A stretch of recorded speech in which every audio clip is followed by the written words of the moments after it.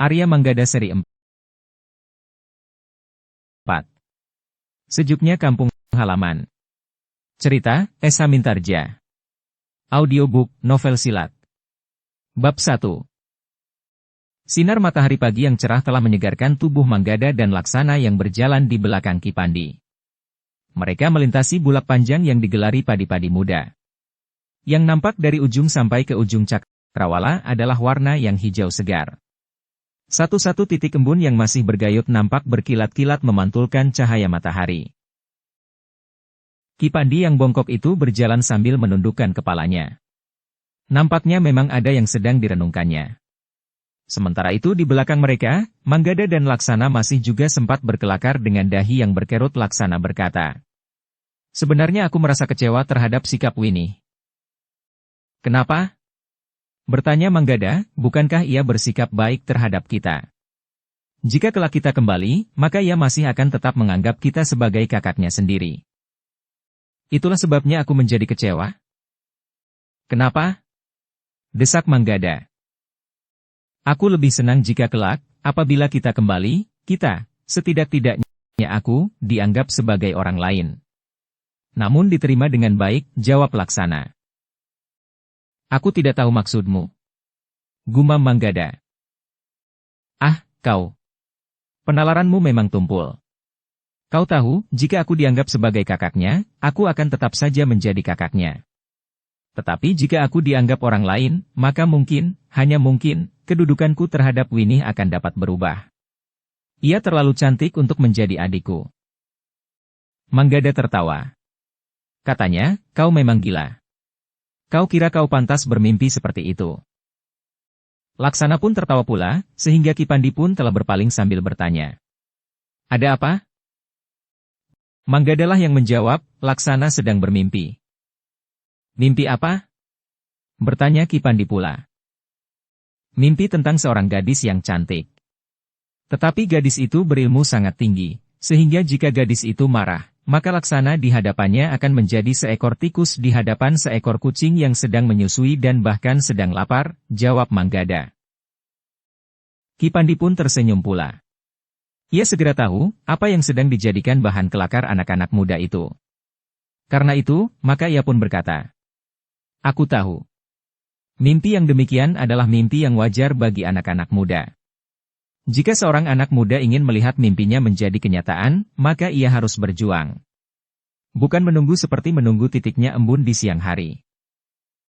"Ah, tidak Ki Pandi," jawab Laksana, "Manggada berbohong. Aku sama sekali tidak bermimpi, karena bermimpi pun aku tidak berani." "Kenapa tidak berani?" bertanya Ki Pandi justru sambil tertawa. "Aku bukan apa-apa Ki Pandi. Sepantasnya aku menjadi cantriknya," jawab Laksana. "Jangan begitu," berkata Ki Pandi. Lalu katanya, "Aku tahu bahwa kalian tidak bersungguh-sungguh. Tetapi pada kesempatan lain, jika kalian bersungguh-sungguh, maka kalian harus berbuat sesuatu." "Berbuat apa?" bertanya Manggada. Nampaknya kau yang justru lebih dahulu ingin berbuat sesuatu itu," potong Laksana. Manggada tertawa. Katanya, "Tidak. Aku hanya ingin tahu. Seperti yang dikatakan oleh Ki Pandi, mungkin pada kesempatan lain aku menjadi seekor tikus." Ki Pandi yang kemudian berjalan di antara kedua orang anak muda itu kemudian berkata, "Nah, anak-anak muda. Agar kalian tidak sekedar menjadi tikus, maka kalian harus belajar menjadi kucing." Manggadalah yang menyahut, "Tetapi berapa panjang waktu yang diperlukan bagi seekor tikus untuk menjadi seekor kucing?" Ki Pandi menepuk bahu Manggada sambil berkata, "Kalian telah dihinggapi penyakit rendah diri." Manggada memang tidak membantah. Katanya, "Di lingkungan keluarga Kiai Gumrah, kami berdua benar-benar merasa tidak berarti apa-apa."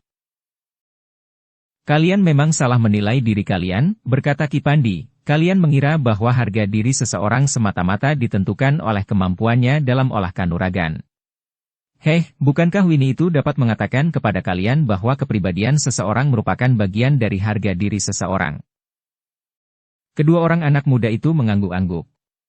Sementara Ki Pandi berkata selanjutnya, "Sebaiknya kalian mulai sekarang berusaha untuk menghapus perasaan rendah diri itu. Jika perasaan itu terlanjur berakar di dalam diri kalian, maka akibatnya akan menjadi kurang baik bagi kalian. Kalian akan terpisah, dan bahkan memisahkan diri dari pergaulan yang seharusnya tidak perlu. Kalian membayang-bayangi diri kalian dengan berbagai macam penilaian yang tidak berarti. Kau ingin satu contoh yang wujud tentang seseorang yang mempunyai perasaan rendah diri. Kedua orang anak muda itu tidak menjawab. Sedangkan Kipandi berkata selanjutnya, "Nah, aku adalah contoh yang dekat di hadapan kalian. Aku adalah seorang yang ditelan oleh perasaan rendah diri itu. Sejak aku menjadi cacat, maka aku merasa tidak pantas lagi bergaul dengan banyak orang. Aku jarang sekali berkumpul dengan anak-anak muda sebayaku waktu itu. Aku lebih senang menyendiri dan hidup di dunia angan-angan. Selebihnya aku telah memaksa diri untuk menguasai berbagai macam ilmu. Dalam perguruan pun aku masih saja dibayangi oleh perasaan rendah diri itu. Untuk menutupinya, maka aku berusaha untuk menjadi salah seorang di antara murid-murid terbaik di perguruanku." Kipandi itu berhenti sejenak. Wajahnya nampak menjadi bersungguh-sungguh. Lalu katanya pula, "Namun betapapun juga aku memiliki ilmu yang tinggi, tetapi hidupku tidak banyak berarti, justru karena kepribadianku rapuh. Aku tetap terasing dari pergaulan. Dan aku tetap menjadi seseorang yang lain dari kehidupan yang wajar." Tetapi Kipandi sudah berbuat banyak untuk memerangi dunia hitam. Berkata Manggada. Tetapi gerakku sangat terbatas. Kadang-kadang aku memang merasa diriku menjadi pahlawan. Tetapi perasaan itu adalah sekedar untuk mengimbangi perasaan rendah diriku, sehingga justru karena itu, maka aku seakan-akan menjadi manusia lain dari kewajaran hidup seseorang. Bahkan mungkin seperti hantu yang sesekali muncul kemudian menghilang lagi. Kedua anak muda itu terdiam. Mereka tidak tahu apa yang harus mereka katakan. Sementara itu Kipandi masih berkata, "Sekarang aku melihat anak-anak muda yang juga merasa rendah diri. Tetapi aku tahu bahwa kalian merasa rendah diri hanya pada satu sisi, yaitu pada sisi olah kanuragan. Jika apa yang kalian anggap kekurangan itu sudah terangkat, maka kalian tentu tidak akan merasa rendah diri lagi. Berbeda dengan aku. Apapun yang dapat aku perbuat, tetapi cacat ini akan selalu melekat padaku, sehingga aku akan tetap merasa rendah diri untuk sepanjang umurku." Tetapi bukankah Kipandi menyadari bahwa perasaan rendah diri itu seharusnya disingkirkan, karena tidak berarti apa-apa dan bahkan hanya merugikan diri sendiri, sebagaimana Kipandi nasihatkan kepada kami? Bertanya Laksana. Kipandi itu tersenyum. Katanya, "Memang agaknya lebih mudah untuk menasehati orang lain daripada menasehati diri sendiri." Manggada dan Laksana mengangguk-angguk. Namun keduanya tidak bertanya lebih banyak lagi. Untuk beberapa saat mereka sempat merenungi diri mereka, bagaimana mereka merasa sangat kecil di antara raksasa-raksasa di dunia olah kanuragan. Bahkan Winnie, gadis yang cantik itu pun memiliki ilmu yang tinggi pula. Sementara itu, matahari telah memanjat langit semakin tinggi. Panasnya terasa mulai menggatalkan kulit. Di langit, awan yang tipis mengalir tertiup angin semilir. Daun pohon turi yang tumbuh di sebelah-menyebelah jalan menggeliat perlahan-lahan. Dalam pada itu, tiba-tiba saja Manggada bertanya, "Kipandi, apakah Kipandi mengetahui tentang tombak dan payung yang disimpan oleh Kiai Gumrah itu?"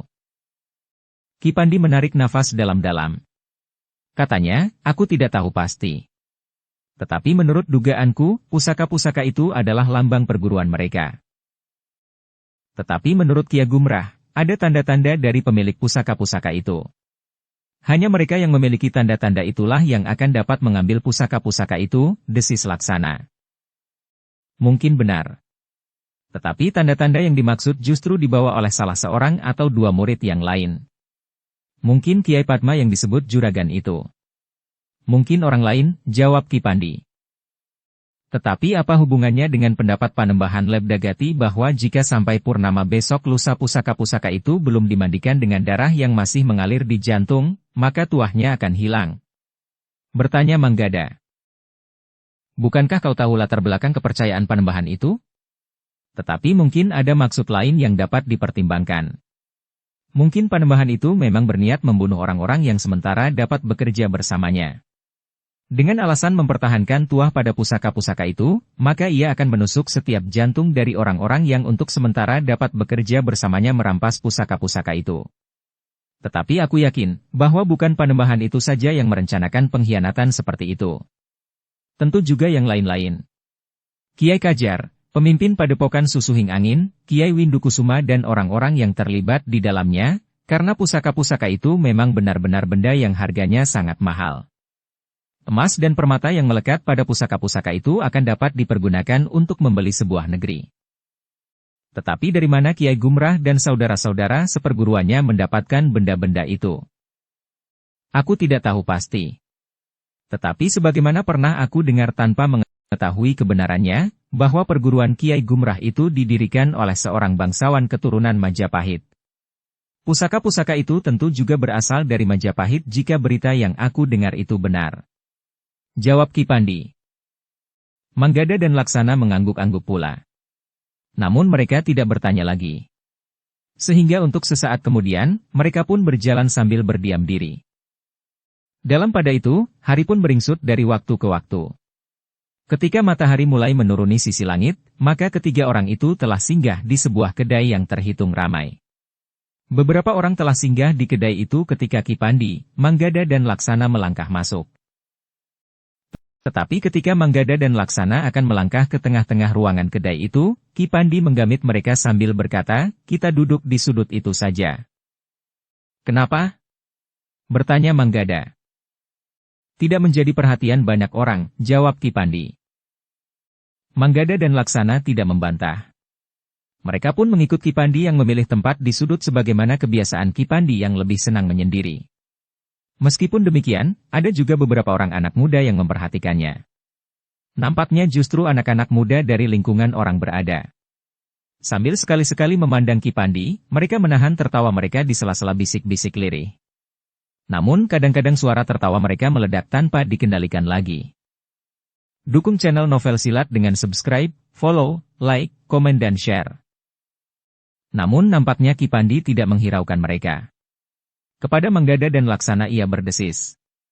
"Aku sudah terlalu sering menjadi bahan tertawaan. Dan itu membuat aku semakin merasa rendah diri. Aku akan membungkam mulut mereka yang tertawa itu," desis Laksana. Manggada sudah menjadi berdebar-debar bahwa Laksana benar-benar akan membuat keributan. Tetapi Ki Pandi sendirilah yang mencegahnya. "Sudahlah.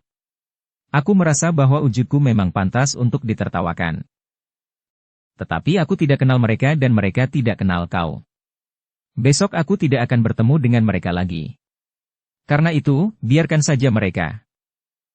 Laksana yang sudah siap untuk bangkit berdiri, menarik nafas dalam-dalam. Dicobanya untuk mengendapkan kembali perasaannya yang bergejolak. Namun ternyata Ki Pandi sempat menikmati minuman dan makanan yang dipesannya. "Jarang sekali aku sempat mendapatkan minuman dan makanan seperti ini," berkata Ki Pandi, "biasanya aku minum air dari belik atau pancuran. Kemudian makan apa saja yang diketemukan. Buah-buahan dan akar-akaran. Namun sekali-sekali juga nasi dengan garam. Jika aku kembali ke rumah Ki Ajar Pangukan, maka aku dapat makan lebih teratur." Kedua anak muda itu termangu-mangu sejenak. Dengan dahi yang berkerut Manggada bertanya, "Di mana Ki Ajar Pangukan sekarang?" "Ia masih tetap berada di rumahnya yang dahulu. Ia tidak berpindah-pindah. Tetapi seperti aku, Ki Ajar memang sering mengembara. Namun sekali waktu, kami berada bersama-sama lagi di rumah itu," jawab Ki Pandi. Manggada mengangguk kecil. Katanya, "Sekali waktu aku ingin bertemu kembali dengan Ki Ajar. Besok pada suatu saat, kita datang ke rumahnya," sahut Ki Pandi. Namun Laksana hampir tidak dapat memperhatikan pembicaraan itu. Perhatiannya justru tertuju kepada anak-anak muda yang masih saja memperhatikan Ki Pandi sambil sekali-sekali tertawa tertahan. "Marilah," berkata Ki Pandi, "jika kalian sudah cukup, kita tinggalkan saja tempat ini." Laksanalah yang kemudian berdiri dan melangkah mendapatkan pemilik kedai itu. Demikianlah, setelah membayar harga makanan dan minumannya, maka ketiga orang itu telah meninggalkan kedai itu. Tanpa berpaling lagi, Ki Pandi melangkahi telundak pintu dan turun ke halaman diikuti oleh Manggada dan Laksana.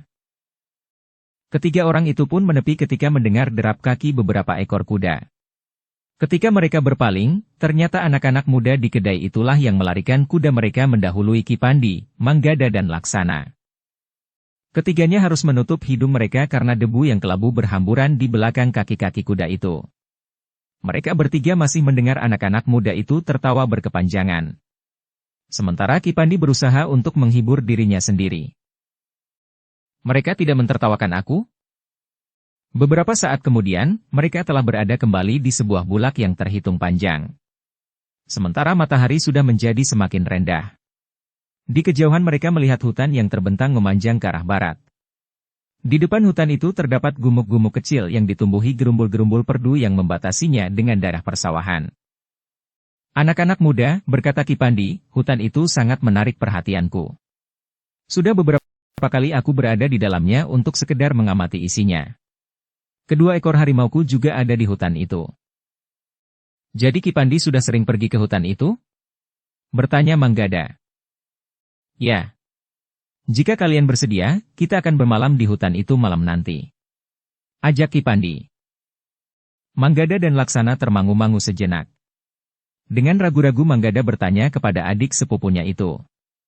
Bagaimana jika kita bermalam di hutan itu semalam sebagaimana dikatakan oleh Kipandi? Aku tidak berkeberatan. Jawab Laksana. Baiklah. Berkata Kipandi, kita akan langsung menuju ke hutan itu. Demikianlah, maka bertiga mereka telah meninggalkan jalan yang mereka lalui. Mereka telah meloncati tanggul parit, mengikuti jalan pintas sepanjang pematang sawah menuju ke padang perdu dengan gumuk-gumuk kecil yang berserakan. Hanya ada 1-2 batang pohon yang agak besar tumbuh di sela-sela gumuk-gumuk kecil itu. Namun semakin dekat dengan hutan yang lebat itu, maka pepohonan pun menjadi semakin banyak. Sebelum matahari terbenam, mereka telah berada di dalam hutan itu. Meskipun matahari masih nampak di langit, tetapi semakin dalam mereka memasuki hutan itu, maka rasa-rasanya malam sudah mulai turun. Tetapi dari sela-sela daun pepohonan yang rimbun masih nampak berkas-berkas cahaya matahari yang berhasil menyusup menimpa pohon-pohon raksasa yang bertebaran di antara beribu-ribu batang pohon yang seakan-akan saling berdesakan. Manggada dan Laksana bukan untuk yang pertama kali memasuki hutan-hutan yang lebat. Ketika mereka masih berguru, mereka sudah sering mencari harimau untuk dikuliti. Kulitnya dapat mereka jual kepada beberapa orang pedagang yang memang mencari kulit harimau sebagai barang dagangan. Namun pamannya pun kemudian telah menasehatkan agar mereka menghentikan kegiatan itu. Kemudian Manggada dan Laksana juga telah menyeberangi hutan Jatimalang bersama Ki Wiradadi yang kehilangan anak gadisnya. Justru di seberang hutan itulah Manggada dan Laksana bertemu dengan Ki Pandi dan Ki Ajar Pangukan. Karena itu, keduanya memang tidak terlalu canggung berada di dalam hutan yang terhitung lebat itu. Hutan ini merupakan hutan yang jarang disentuh kaki manusia. Berkata Ki Pandi. Lalu katanya selanjutnya, hutan ini termasuk hutan yang lebat, sebagaimana hutan Jatimalang. Tetapi hutan ini tidak menyembunyikan satu lingkungan sebagaimana yang terdapat di belakang hutan Jatimalang. Jadi apa yang menarik dari hutan ini? Bertanya Laksana. Tidak seperti hutan Jatimalang yang miring karena letaknya di kaki gunung. Hutan ini datar. Ada rawa-rawa di dalamnya. Pohon-pohon raksasa yang jumlahnya lebih banyak. Batu-batu besar yang berserakan di dalamnya sebagaimana terdapat gumuk-gumuk kecil di padang perdu itu. Sedangkan di kedung bagian barat hutan ini terdapat sarang sejenis buaya kerdil yang liar dan buas. Buaya kerdil? Ulang Manggada. Ya. Sejenis buaya yang tidak begitu besar. Tetapi justru sangat berbahaya. Geraknya lebih tangkas dan kebiasaannya bergerombol dan bergerak bersama-sama. Ketika terjadi perkelahian antara sekelompok buaya itu dengan sekelompok anjing hutan yang juga banyak terdapat di hutan ini, aku sempat merasa ngeri. Kedua-duanya merupakan jenis binatang yang bergerombol dan berkelahi bersama-sama. Manggada dan Laksana mengangguk-angguk. Nampaknya selain berceritera, Ki Pandi juga memberikan peringatan-peringatan dini kepada Manggada dan Laksana. Sementara itu, maka langit pun menjadi semakin buram. Dari balik pegunungan di sisi timur, bulan yang hampir purnama mulai muncul. Meskipun demikian, di dalam hutan itu rasa-rasanya memang menjadi semakin kelam. Namun mata Manggada dan Laksana sudah terlatih sejak mereka masih berguru pada Ki Citrabawa. Mereka sering memasuki hutan di malam hari untuk menangkap harimau. Malam itu mereka bertiga bermalam di hutan itu. Sebenarnya bahwa di dalam hutan itu keadaannya jauh lebih berbahaya daripada keadaan di luar. Jika mereka bermalam di pategalan atau bahkan di banjar padukuhan, maka mereka tidak akan diganggu oleh binatang buas sebagaimana jika mereka berada di dalam hutan. Ketika mereka menemukan tempat yang agak lapang, maka mereka bertiga pun beristirahat di atas sebuah batu yang besar dan tergolek di bawah sebatang pohon yang besar pula. Satu-satunya sinar bulan jatuh pula di atas tanah yang lembab. Manggada dan Laksana termangu-mangu sejenak, ketika ia melihat Ki Pandi mengambil serulingnya. Kemudian diletakkannya ujung serulingnya di mulutnya. Sejenak kemudian terdengar suaranya yang membumbung menggetarkan dedaunan. Tidak terdengar lagu atau nada-nada dalam irama yang manis. Tetapi tidak lebih dari satu suitan yang nyaring. Ternyata beberapa saat kemudian, terdengar aum harimau di kejauhan. Bersahutan. Manggada dan Laksana pun segera mengetahui bahwa 2 ekor harimau Ki Pandi telah mendengar isyarat pemiliknya. Karena itu, ketika dalam keremangan malam yang ditaburi cahaya bulan itu mereka melihat 2 ekor harimau, maka Manggada dan Laksana justru merasa lebih tenang. Apalagi ketika kedua ekor harimau itu mendekat dan mendekam di sebelah batu besar itu. Untuk beberapa saat kemudian, Manggada dan Laksana sempat memperhatikan suara-suara malam di hutan yang lebat. Bagi mereka suara-suara itu memang tidak asing lagi. Hutan yang pernah dirambahnya di malam hari juga memperdengarkan suara-suara yang hampir sama. Ketika bulan menjadi semakin tinggi, maka cahayanya telah menembus dedaunan yang agak jarang di atas tempat duduk ketiga orang itu. Laksana yang duduk memeluk lututnya, sekali-sekali menepak nyamuk yang hinggap dan menggigit kulitnya. Dalam pada itu, maka Ki Pandi yang untuk beberapa saat berdiam diri itu pun berkata, "Anak-anak muda, kalian telah cukup lama mengembara. Bagaimana pendapat kalian, jika pengembaraan kalian ditambah 1 bulan lagi?" Manggada dan Laksana tidak begitu memahami kata-kata Ki Pandi itu. Karena itu, maka Manggada pun bertanya, "Maksud Ki Pandi?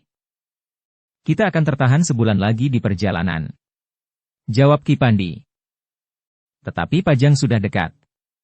Kemudian beberapa langkah lagi kita akan sampai ke tujuan," jawab Laksana. "Ya, aku tahu. Tetapi sebelum kalian sampai, apakah kalian bersedia menjalani laku sebulan lamanya bersamaku di hutan ini?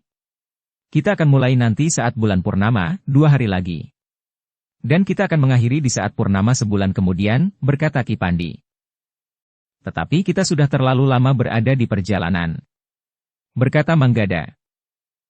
"Jika waktu yang sudah terlalu lama itu ditambah dengan 1 bulan lagi, maka tentu tidak akan terasa lebih lama," sahut Ki Pandi.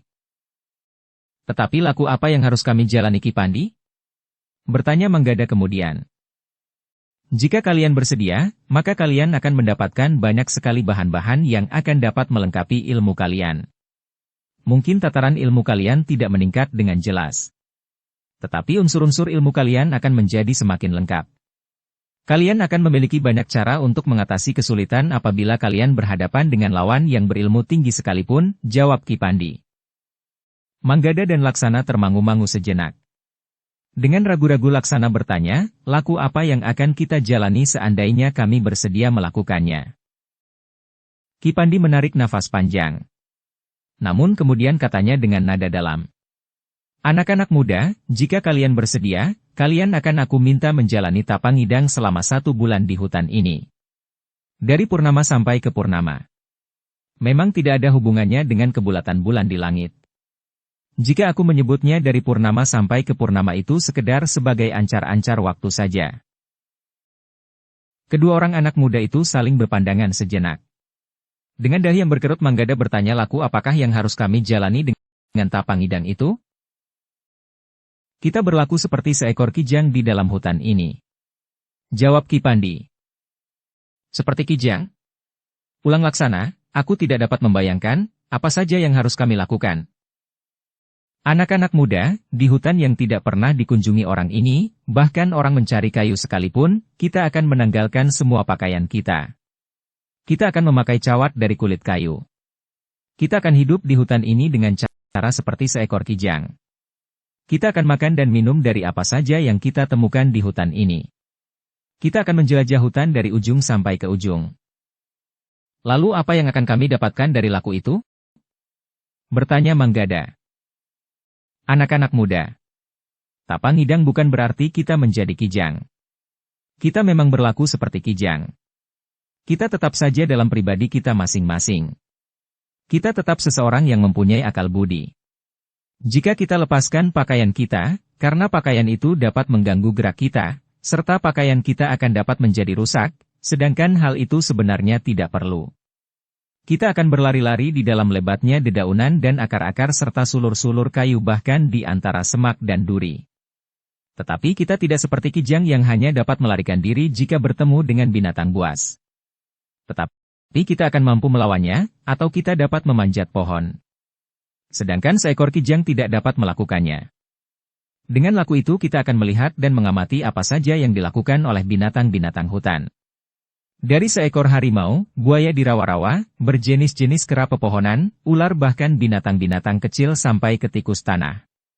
Bagaimana mereka mencari mangsanya, namun juga bagaimana binatang-binatang yang lebih lemah menyelamatkan dirinya dari tangan binatang-binatang yang jauh lebih kuat. Manggada dan Laksana menarik nafas dalam-dalam. Mereka membayangkan betapa beratnya laku yang harus dijalaninya. Dingin malam, gatalnya dedaunan yang berbulu, goresan-goresan duri dan ranting-ranting perdu. Bahkan racun dari serangga-serangga berbisa serta sengat lebah-lebah raksasa. Untuk beberapa saat kedua anak itu mulai merenung. Namun akhirnya Manggada itu pun berkata kepada Laksana, marilah kita coba. Kita berharap bahwa laku itu akan memberikan arti bagi kita, khususnya di dalam olah kanuragan. Tidak hanya olah kanuragan, berkata Ki Pandi, tetapi kalian juga akan mengenal jenis-jenis tanaman jauh lebih banyak. Kalian juga akan dapat mengenali tingkah laku binatang yang sebelumnya tidak pernah kalian lihat. Selain itu, kalian juga akan mengenali jenis-jenis tanah di dalam hutan serta arti matahari dan bulan. Kalian akan lebih mengenali siang dan malam karena kalian tidak akan pernah menghindarinya. Hujan, angin dan dinginnya malam. Laksana pun ternyata mengangguk sambil menjawab, baiklah. Kita akan menunda perjalanan pulang kita sebulan lagi, meskipun kita sudah tidak terlalu jauh lagi dari rumah. Demikianlah, maka Ki Pandi telah mempersiapkan anak-anak muda itu untuk menjalani laku Tapang Hidang. Sebelum purnama naik, selama 2 hari mereka membiasakan diri serta mengenali isi hutan itu. Mereka mulai makan apa yang ada serta minum dari sulur-sulur kayu yang dipotong ujungnya atau air belik yang bening di bawah pohon-pohon raksasa. Menjelang purnama, maka Ki Pandi mengajari anak-anak muda itu membuat pakaian dari kulit kayu.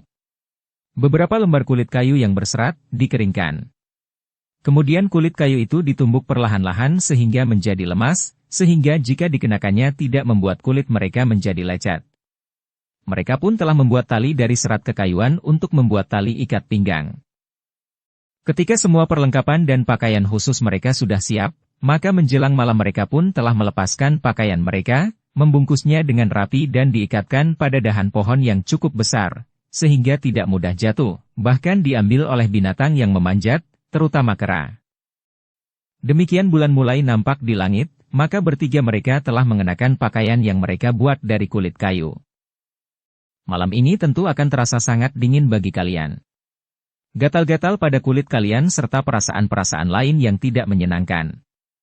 Tetapi kalian harus menganggap bahwa hal itu merupakan pendadaran, apakah kalian pantas menjalani laku Tapang Hidang atau tidak. Manggada dan Laksana mengangguk-angguk. Dingin malam yang kemudian turun memang mulai terasa menyentuh kulit. Tetapi mereka sebelumnya juga sudah sering melepas baju mereka di malam hari. Bahkan ketika mereka masih menempa diri, maka mereka sudah terbiasa berada di hutan tanpa baju meskipun tidak mengenakan pakaian khusus dari kulit kayu. Malam itu Manggada dan Laksana masih belum mengalami laku yang sebenarnya, selain hanya berjalan menyusuri hutan yang sepi itu. Sekali-sekali, jika mereka sampai di tempat yang agak lapang, mereka sempat memandangi bulatnya bulan dari sela-sela dedaunan. Namun kemudian langit pun rasa-rasanya segera menjadi pepat sekali setelah mereka menyusup kembali di antara pohon-pohon raksasa. Tetapi malam itu Ki Pandi sudah mengatakan bahwa sejak esok pagi, mereka akan benar-benar menjalani laku Tapang Hidang. Demikianlah, lewat tengah malam mereka mencari tempat untuk tidur. Menurut Ki Pandi, yang terbaik bagi mereka adalah tidur di atas dahan yang besar. Manggada dan Laksana sependapat. Mereka pernah mengalaminya, tidur di atas dahan sebatang pohon yang besar. Tetapi Ki Pandi minta keduanya tetap berhati-hati. Salah seorang dari antara kalian harus tetap terjaga. Di sini ada sejenis harimau yang berkeliaran di dahan-dahan. Macan kumbang yang berwarna hitam. Selain itu, mungkin kera-kera yang nakal akan dapat juga mengganggu. Selain binatang-binatang berkaki dan buas, maka ular harus mendapat perhatian mereka pula. Malam itu, Manggada dan Laksana memang sulit untuk dapat tidur. Rasa-rasanya mereka berharap bahwa harimau-harimau peliharaan Ki Pandi akan lewat. Kehadiran kedua ekor harimau itu akan dapat membuat mereka lebih tenang. Tetapi agaknya Ki Pandi sudah memberi isyarat agar kedua ekor harimaunya itu menjauh. Namun meskipun hanya sesaat-sesaat Manggada dan Laksana dapat juga tidur bergantian. Ketika bulan tenggelam, serta cahaya fajar mulai nampak, maka Manggada yang menggeliat sambil duduk di alas dahan yang besar itu berkata, "Di mana kita mandi?" "Siapa yang akan mandi?" bertanya Ki Pandi. "Aku." "Kita." "Bukankah kita akan mandi?" "Kita tidak perlu mandi dengan teratur sebagaimana sebelumnya. Mungkin nanti, besok atau lusa kita akan menyeberangi sungai yang mengalir di tengah-tengah hutan ini. Dalam kesempatan itu, kita sekaligus akan mandi," jawab Ki Pandi. Manggada dan Laksana saling berpandangan sejenak. Namun kemudian Laksana pun bertanya, "Jadi mungkin kita belum tentu mandi dalam sehari?" Justru saat kita bergulat dengan tanah berlumpur, pepohonan dan sampah yang tertimbun karena daun-daun kering yang berguguran. Bahkan mungkin lugut yang gatal dari beberapa jenis pohon dan dedaunan. Bahkan juga keringat kita sendiri yang tentu akan banyak mengalir. Ki Pandi mengangguk sambil menjawab, "Ya. Kita tidak akan mandi. Kecuali jika kita menyeberangi sungai. Tetapi ingat, bahwa di kedung di tikungan sungai yang mengalir di hutan ini, banyak terdapat buaya kerdil yang sangat liar dan buas." Manggada dan Laksana hanya dapat mengangguk-angguk saja. "Nah, sekarang kita benar-benar akan melakukan tapangidang itu. Marilah. Ikuti aku. Kita akan menjelajahi hutan ini. Tentu saja pertama-tama untuk mengenalinya. Namun kemudian benar-benar memperhatikan dan memahami isinya." Ki Pandi berhenti sejenak. Lalu katanya lagi, "Tapangidang yang sebenarnya termasuk tapa embisu. Tetapi kita tidak akan melakukannya. Kita akan tetap berbicara karena kita memang dapat berbicara." Manggada dan Laksana itu pun kemudian melangkah mengikuti Ki Pandi yang bongkok itu.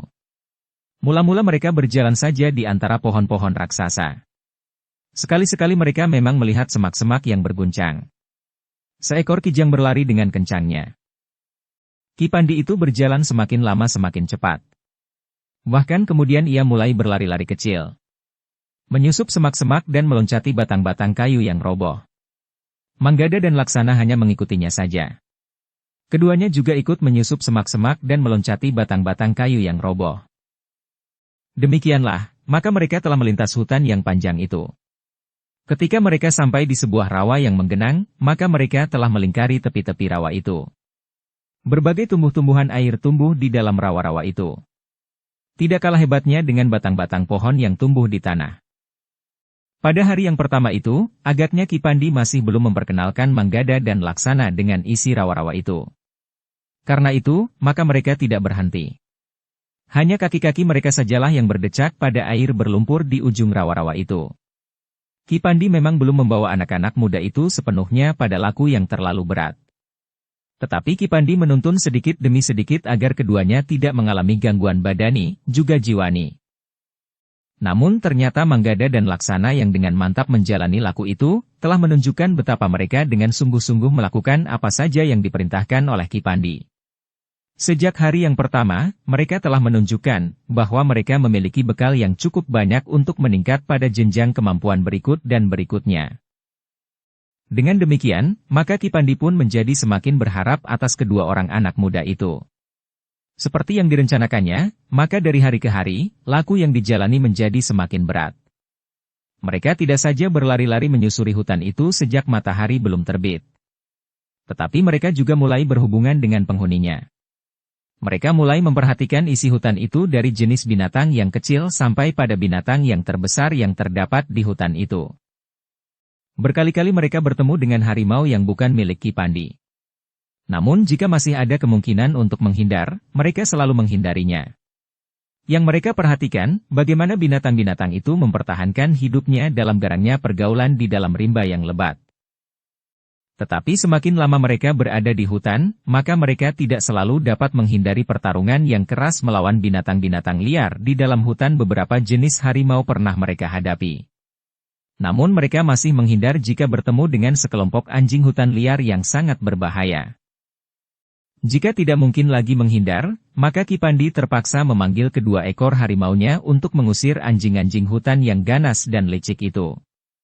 Namun yang biasa dilakukan oleh ketiga orang itu jika mereka bertemu dengan gerombolan anjing liar adalah dengan memanjat sebatang pohon.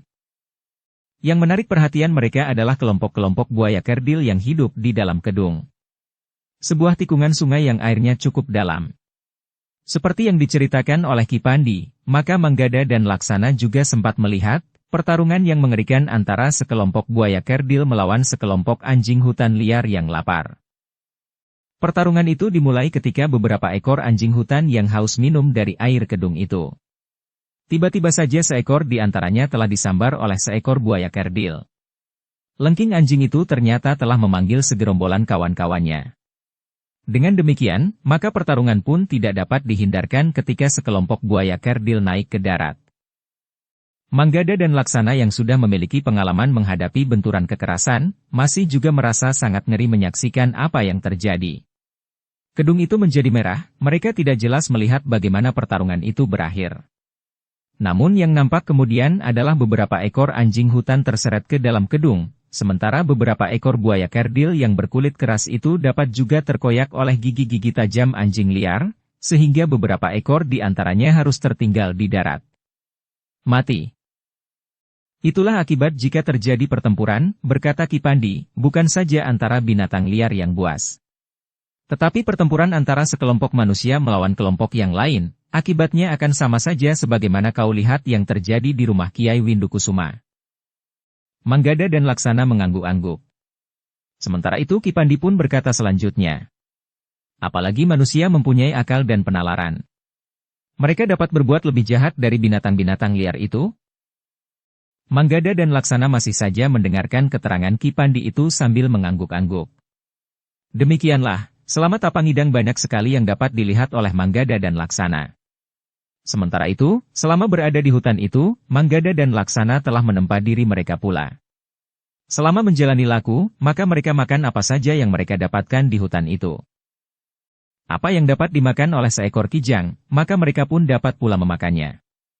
Tetapi lebih dari itu, maka mereka pun makan apa yang dapat dimakan oleh seekor kera. Bahkan apa yang dapat dimakan oleh seekor harimau.